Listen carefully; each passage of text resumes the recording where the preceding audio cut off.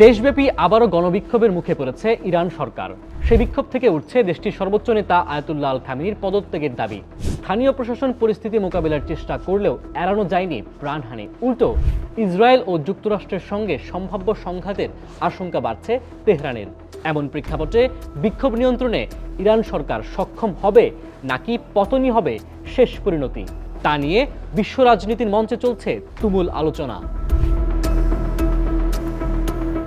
আন্তর্জাতিক গণমাধ্যমগুলো বলছে ইরানের সব রাজ্যে বিক্ষোভ ছড়িয়ে পড়েছে। তেহরান সহ বড় শহরগুলোতে হাজার হাজার বিক্ষোভকারী রাস্তায় নেমে সরকার পতনের দাবিতে স্লোগান দিচ্ছেন।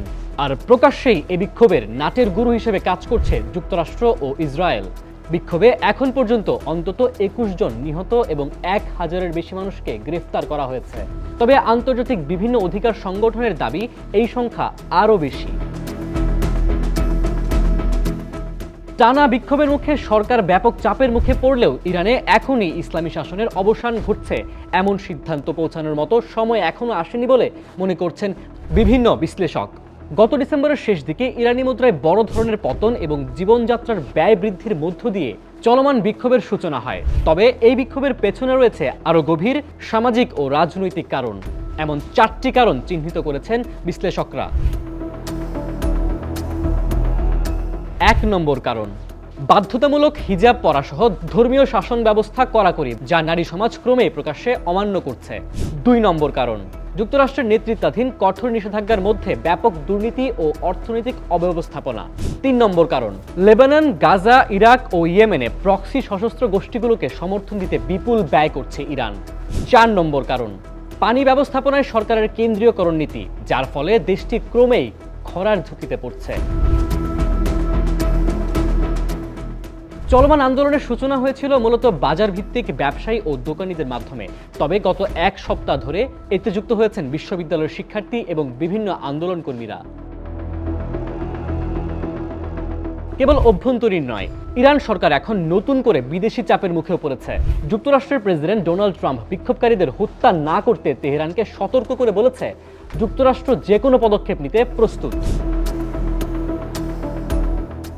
এছাড়া ট্রাম্প ও ইসরায়েলের প্রধানমন্ত্রী বেনিয়ামিন নেতানিয়াহু উভয়ই হুমকি দিয়েছেন যে ইরান যদি আবার পারমাণবিক সক্ষমতা গড়ে তোলে এবং ক্ষেপণাস্ত্র কর্মসূচি সীমিত না করে, তবে নতুন করে সামরিক হামলা চালানো হবে।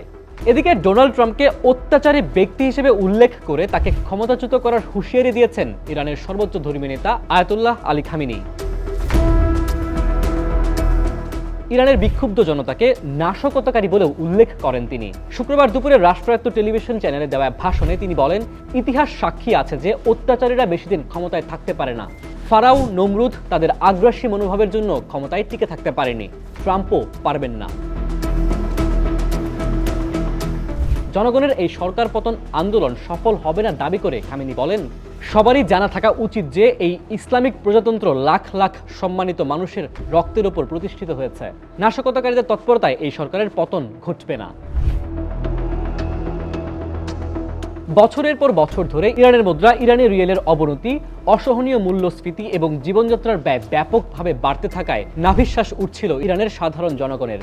এই পরিস্থিতিতে গত 28 ডিসেম্বর মুদ্রাস্ফীতি ও জীবনযাত্রার ব্যয় বৃদ্ধির প্রতিবাদে ধর্মঘটের ডাক দেন রাজধানী তেহরানের বিভিন্ন পাইকারি ও খুচরা ব্যবসায়ীরা। সেই ধর্মঘট থেকেই বিক্ষোভের সূত্রপাত।